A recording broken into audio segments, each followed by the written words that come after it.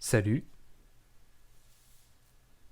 Aujourd'hui, on va parler d'un jeu vidéo, plus précisément de Persona 5, développé par Atlus, qui est lui-même une filière de Sony. Conclusion, ils font de la thune. Oui. La licence Persona en elle-même a beaucoup de points communs avec une autre licence de Atlus qui se nomme Shin Megami Tensei. Mais aujourd'hui, on se contentera de parler de la licence Persona et plus précisément du dernier sorti, c'est-à-dire Persona 5. Donc, Persona 5, qu'est-ce que c'est ? Persona 5 va s'axer autour d'un personnage principal qui se nomme... insérer un nom random. Qui va être inculpé d'agression à cause d'un homme contrôlant la police, tout ça parce que vous avez voulu protéger une passante. Ouais, la vie c'est de la merde. Ça va avoir pour conséquence de vous ouvrir votre casier judiciaire et vous allez devoir changer de lycée. Heureusement pour vous, le patron d'un petit café à Tokyo qui se nomme Sojiro va vous accueillir et vous permettre d'aller dans un nouveau lycée qui se nomme Shujin. Petit à petit, vous allez faire la rencontre de camarades et vous allez les aider dans leurs problèmes. Mais comme ça, ce serait beaucoup trop simple, bien entendu. Le jeu va tourner autour de deux parties très distinctes. Une partie dans le monde réel dans lequel on développe les relations avec les personnages, on peut s'équiper, etc. Et une autre partie qui se déroule dans le métaverse, qui là devient un RPG au tour par tour, un peu à la Dragon Quest ou à la Final Fantasy, bien qu'on y retrouve un système de combat assez unique. En effet, les ennemis auront certaines résistances et certaines faiblesses à des types d'attaques précis, et si vous réussissez bien votre combo, les ennemis pourront se retrouver encerclés par vous et vos alliés.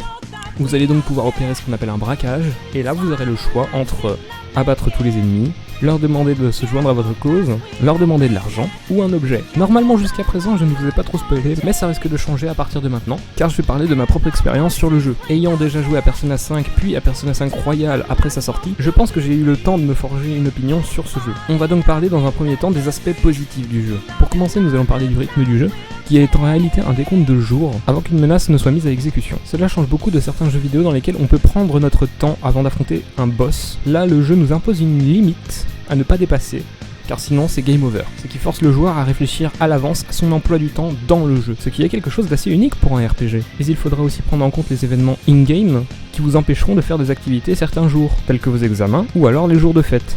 Ensuite, nous allons commencer à parler des personnages que je trouve, pour ma part, extrêmement bien écrits, malgré que certains soient quand même un peu prévisibles. J'aurais d'ailleurs une petite reproche à faire au plot twist au milieu du jeu un petit peu plus tard. Malgré ça, en dehors de votre groupe, qui se nomme les voleurs fantômes, chaque personnage pourrait avoir son propre opinion, et ce sera d'ailleurs quelque chose de très développé dans l'extension. Extension qui d'ailleurs vaut le coup à elle toute seule, vous le verrez par la suite. Très bien, maintenant qu'on a parlé du système de personnages et du système de jour, on va aussi parler des personas. Personas qui sont l'emblème du jeu et sur lequel va se greffer toute la base de l'histoire. Les personas sont en fait l'apparence que revêt notre désir de rébellion. Ils nécessitent donc une certaine volonté pour être activés. Malgré tout, vous allez pouvoir voir que dans le jeu, l'activation du persona est assez brutale. Et en même temps, vu le message, ça se comprend. Une envie de se rebeller ne se fait pas sans sacrifice. C'est pourquoi les personnages ont l'air de souffrir quand ils activent leur persona. D'ailleurs, les personas elles-mêmes viennent d'une théorie sur la psychologie qui dirait qu'on cache tous notre propre personnalité intérieure et que cela pourrait s'apparenter à un masque. Toute la symbolique donc des personnages enlevant leur masque pour activer les personas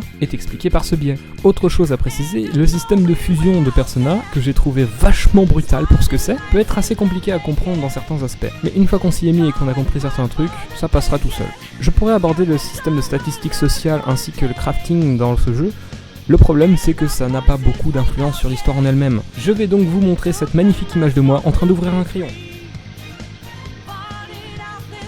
Bref, vous l'aurez compris, Persona est un jeu complexe, qui va aborder sur beaucoup d'aspects notre rapport à la justice, et nous questionner sur le fait de sa légitimité, et ce par le biais des personnages qui auront leur propre avis, qui seront contre ou pour vous, mais qui auront chacun leur propre vision de la justice, et ce, peu importe votre avis à vous. Ce sera donc à vous de vous questionner sur quel est votre avis sur la justice. Est-ce que ce que vous faites c'est bien ? Est-ce que ce que vous faites c'est mal ? Est-ce nécessaire ? Est-ce que quelqu'un d'autre pourrait se rebeller ? Comment, si les voleurs fantômes n'étaient pas intervenus, se seraient déroulés les événements ? Les personnages auraient-ils pu s'en sortir tout seuls ? Tant de questions qui pourraient avoir une réponse en fonction de vos propres choix. Car oui, vos choix influenceront le jeu. Bon, j'exagère peut-être un peu en disant que vos choix influeront sur toute l'histoire, mais ce sont des choix faits à certains moments précis qui vous permettront de finir le jeu d'une manière ou d'une autre.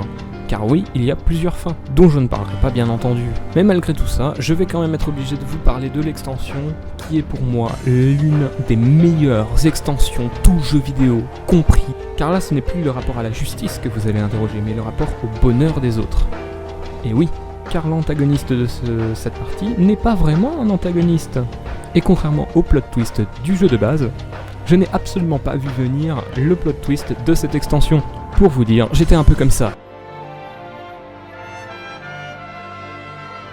Wait, it's all Sumire? Always has been.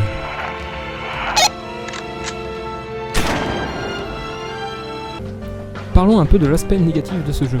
Alors soit il y en a très peu, mais il y en a quand même. Déjà dans un premier temps, je n'arrive pas à comprendre le personnage de Haru, car ce personnage vous a fait confiance, a fait tout ce que vous avez dit, et à la fin, son père meurt.